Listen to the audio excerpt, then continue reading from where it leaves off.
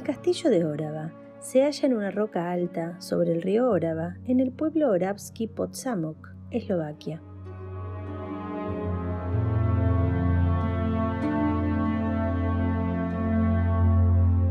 Fue construido en el Reino de Hungría en el siglo XIII y es considerado uno de los castillos más bellos de Eslovaquia.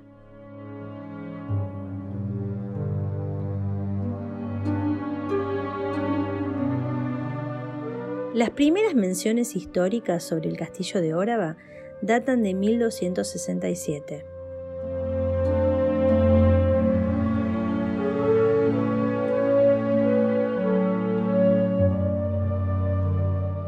En ese momento, el castillo ocupaba solo un área pequeña y consistía en solo unos pocos edificios construidos con piedras. Sin embargo, el área fortificada era casi tan grande como el área del castillo actual, con su disposición vertical en el castillo superior, medio e inferior.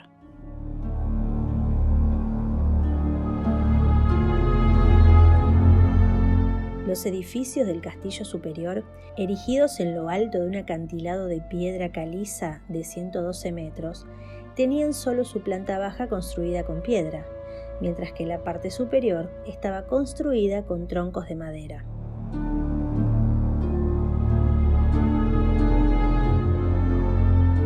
En la segunda mitad del siglo XIII, el castillo medio consistía solo en una torre de 4 pisos, y los edificios pertenecían al patio exterior.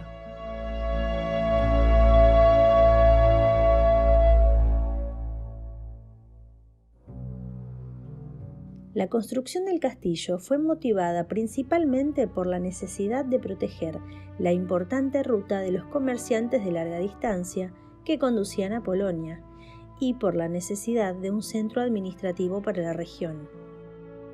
También fue de considerable importancia la protección de las fronteras estatales cercanas.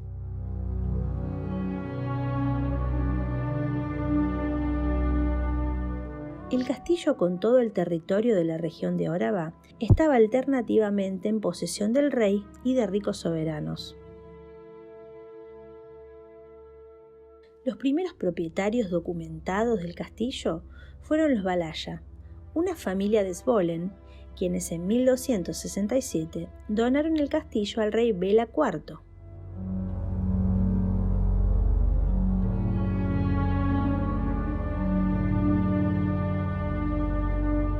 El gobierno del castillo pasó a manos de los castellanos, a los que se les concedieron varios privilegios.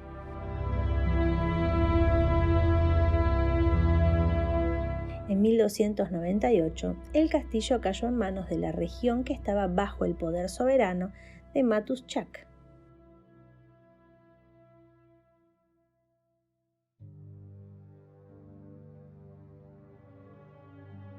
No obstante, en 1314 volvió a ser posesión real, representada por los condes de Zvolen.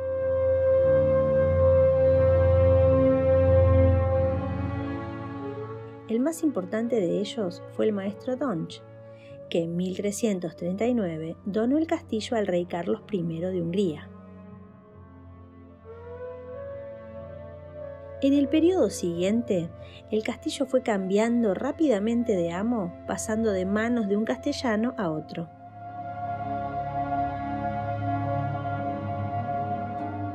En 1441, Peter Komorowski se convirtió en castellano y 10 años más tarde, el castillo le fue entregado mediante una factura de donación real. Komorowski dedicó mucha atención al castillo en sistemas de defensa.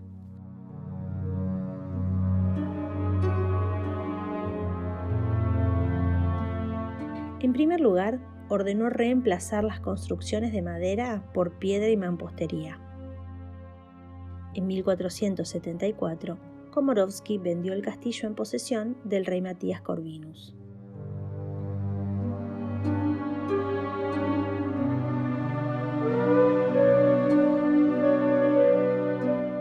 El rey dio varios pasos para mejorar la seguridad del castillo y proteger su entorno, principalmente las fronteras estatales. Mediante el proyecto de ley del 6 de marzo de 1474, confirmó los antiguos privilegios de los colonos que salvaguardaban las fronteras norteñas del país. Estaban exentos de los deberes de los sujetos. Logró reconstruir algunas partes del castillo.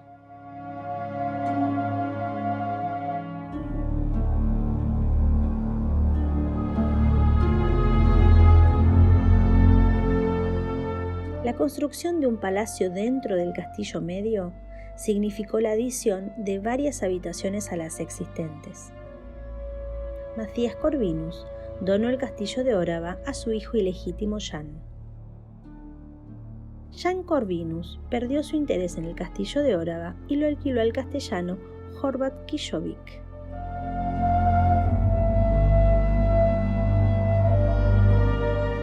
Para gobernar el castillo nombró al conde Imrich Zápolski. Así, una de las familias más poderosas de Hungría se involucró en la historia del castillo.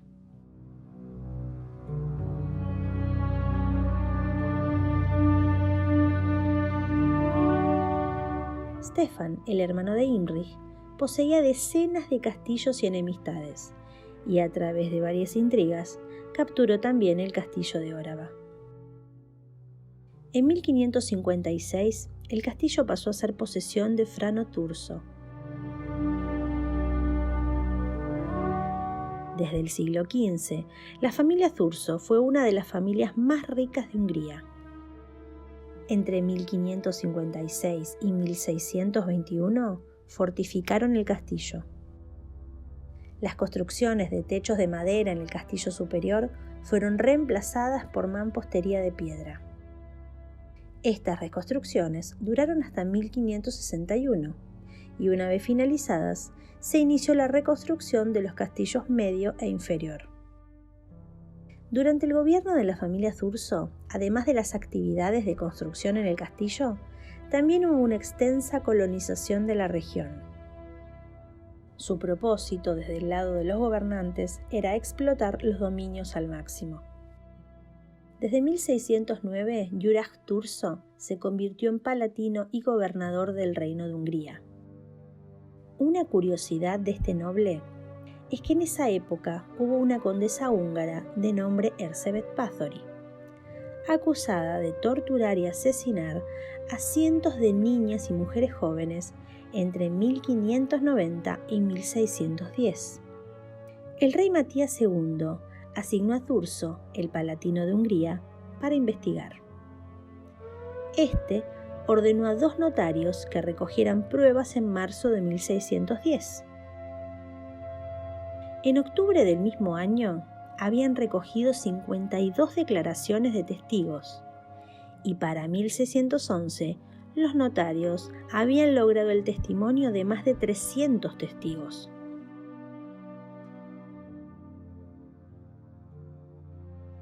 El 30 de diciembre de 1610, Thurso detuvo a Báthory, junto con 4 de sus sirvientes acusados de ser sus cómplices. En una próxima entrega hablaremos en profundidad de la condesa. A la muerte de Thurso en 1616, las posesiones y el rango de conde de Orava fueron traspasados a su hijo Imre, quien murió joven, terminando así el legado de la familia Thurso.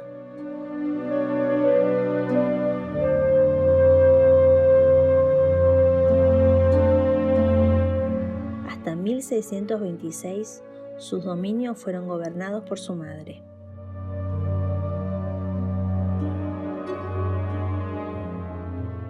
Entonces, las herederas de aquellos vastos dominios se convirtieron en las 7 hijas de Juraj Thurso, junto con sus respectivos maridos. Solían nominar como gobernadores de sus dominios a alguien del círculo familiar.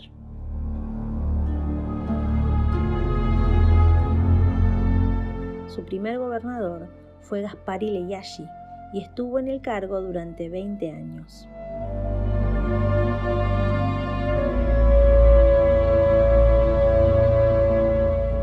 El siglo XVII fue un tiempo de disturbios en Orava. Durante las rebeliones contra los Habsburgo, Los ejércitos se quedaron también en Órava y la región fue saqueada. Condiciones insoportables sufrieron principalmente sujetos que con sus esposas e hijos comenzaron a escapar a otros condados.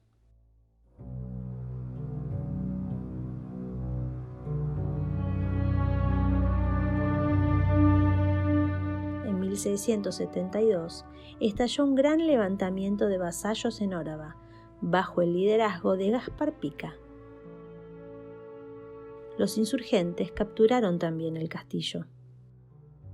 Las secuelas de la rebelión fueron una cruel represalia.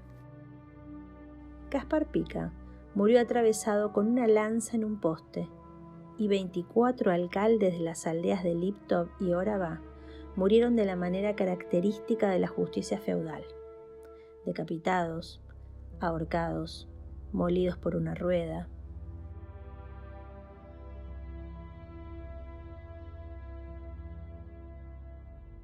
En 1683, otro gran desastre afligió a Órava, cuando parte de los ejércitos de Jan Sobieski, en su marcha a Viena para luchar contra los turcos, incendió 25 aldeas de Órava hasta los cimientos.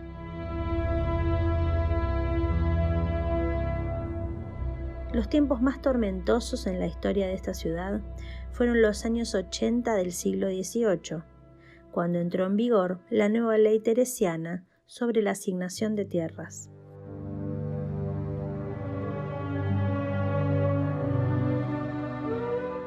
La gente estaba descontenta y los disturbios y enfrentamientos locales dieron como resultado, en 1774, una rebelión abierta que finalmente fue reprimida por el ejército y los organizadores fueron cruelmente castigados. El castillo de Órava, ya en el siglo XVIII, comenzó a perder importancia. Sus habitaciones se utilizaban solo parcialmente con fines administrativos y como alojamiento para los funcionarios. En 1800, el castillo fue afectado por el peor desastre, el incendio que lo destruyó, y quedó desierto. Reconstruyeron solo la parte más baja del castillo. En 1868, el complejo del castillo, hasta entonces descuidado y escasamente utilizado, dio cobijo a uno de los primeros museos de Eslovaquia. De 1898 a 1914, se restauraron las partes góticas del castillo medio y las habitaciones se amueblaron con un nuevo estilo. En 1951, el castillo, incluidas las colecciones del museo que albergaba, pasó a ser propiedad cultural del Estado. En 1981, también se abrieron al público las mazmorras originales con las exposiciones de la justicia medieval. Cada año, decenas de miles de visitantes de casi todas las partes del mundo visitan el castillo para admirar sus valores históricos, artísticos y estéticos.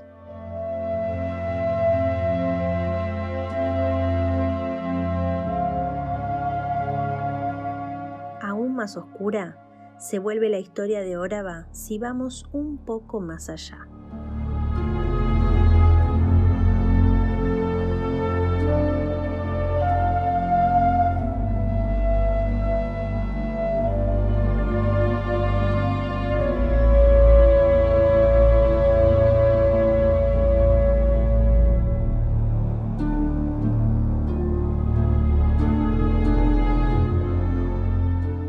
Anteriormente, el maestro Donch fue el administrador del castillo de Órava en 1339. Por su lealtad y ayuda al rey, se convirtió en dignatario del país, diplomático y hasta consejero del rey. Pero era un hombre cruel, despiadado y de mal humor.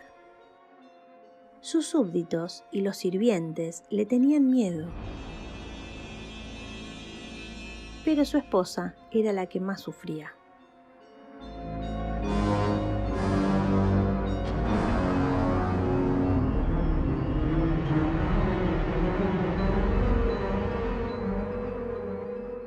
Al principio, ella se quedaba callada, pero hubo un día, en un banquete, en el que Donch ordenó a una criada que le trajera el sol para iluminar el salón de banquetes.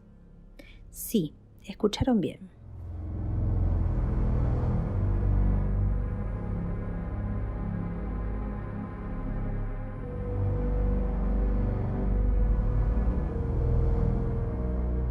La doncella, conmocionada, respondió que no era posible y se marchó, imaginando lo que podría costarle esto.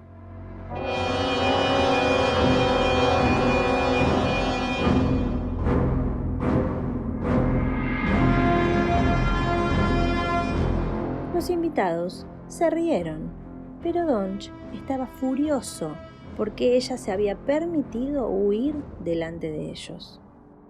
Ordenó que le trajeran una espada para cortarle la cabeza a la criada.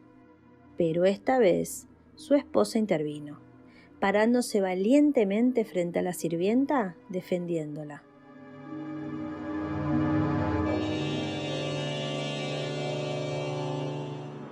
Enfurecido, Donch tomó su espada y, como un loco, cortó la mano de su propia esposa.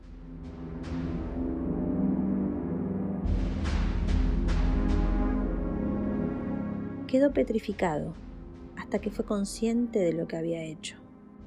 Su arrepentimiento fue en vano, pues su esposa agonizó largo tiempo de una manera terrible. Antes de su muerte, llamó a su marido y le pidió que no volviera a lastimar a nadie, y lo perdonó.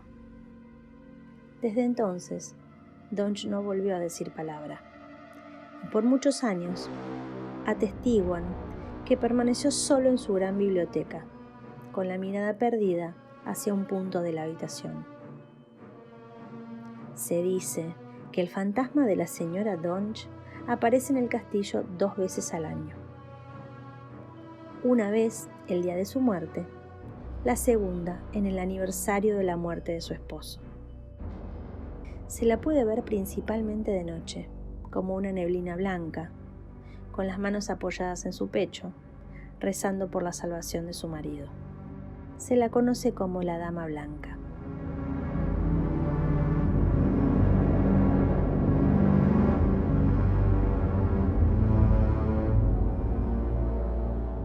Otra leyenda del sitio ocurrió hace mucho tiempo, alrededor de 1441, cuando Peter Komorowski trabajaba como castellano en el castillo de Orava.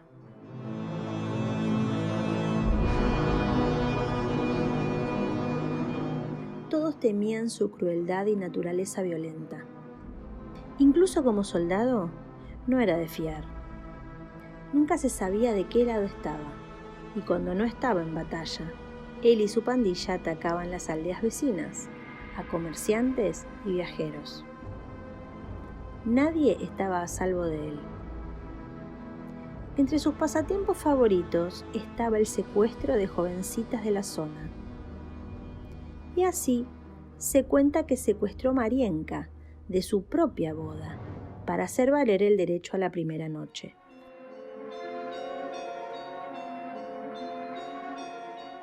Él y los suyos irrumpieron en la iglesia e hirieron gravemente al sacerdote que intentó interponerse. Cuando los ladrones secuestraron a la novia y la llevaron al castillo, el clérigo moribundo dijo unas palabras a Komorowski para poner fin a su vida pecaminosa, dicen, con un rayo del cielo. En el castillo, la asustada Marienka no quiso sucumbir ante este, corrió hacia una ventana y prefirió arrojarse al abismo. Komorowski, no creyendo en lo que había visto, fue tras ella. Al acercarse a la ventana, fue repentinamente alcanzado por un rayo.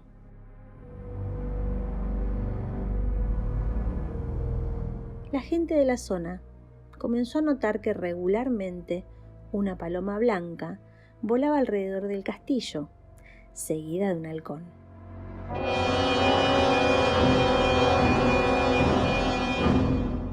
Se dice que es Marienka y el nada noble Komorowski.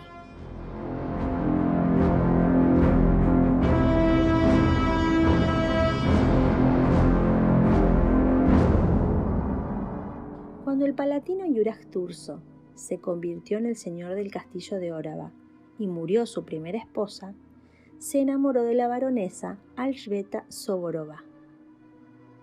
Pronto el romance acabó en boda. Alžbeta no solo era hermosa y sabia, sino también muy ordenada. A pesar de que su esposo había fallecido, ella manejó todo con mucha sensatez, cuidó bien el castillo y aún se ocupó del orden. Cuenta la leyenda que todavía camina por las cámaras y patios del castillo de noche. Con un vestido negro y una luz en la mano, revisa cada rincón. Incluso después de su muerte, supervisa el castillo. Mantiene la promesa que le hizo a su esposo.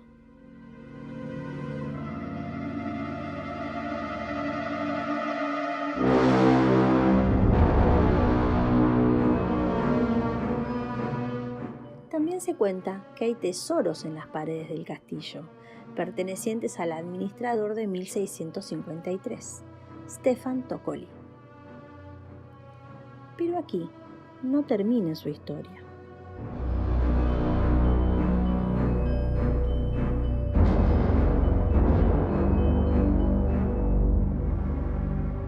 Otra de las muchas curiosidades de este sitio es que aquí se filmaron escenas en 1922 del clásico del cine mudo Nosferatu. Nosferatu es la versión alternativa del Rey de los Muertos creado por Bram Stoker. El director no logró que la viuda del autor de Drácula le cediera los derechos para realizar la adaptación. Por lo tanto, sería necesario presentar su propia versión, cambiando distintos aspectos de la criatura. Aún así, la viuda intentó a toda costa que la película fuera destruida por la gran semejanza con la obra original y demandó a Murnau. Y aunque muchas copias sí fueron desaparecidas, otras se salvaron. Y es por eso que hoy podemos disfrutar de esta cinta considerada de culto.